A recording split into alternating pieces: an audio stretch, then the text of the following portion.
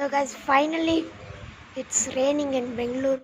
As you can see the water droplets behind. I'm sure it's visible.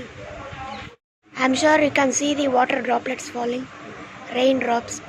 After so many months it's raining in Bengaluru. And I hope it rains even more like this only, because if it stops like this it will become more humid, and it'll get much hotter in Bengaluru. Guys, I'm drenching. भाई साहब कुछ ज्यादा नहीं हो गया ये?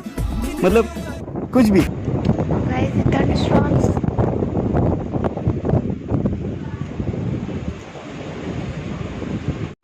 Started to rain heavily. Followed by power cut.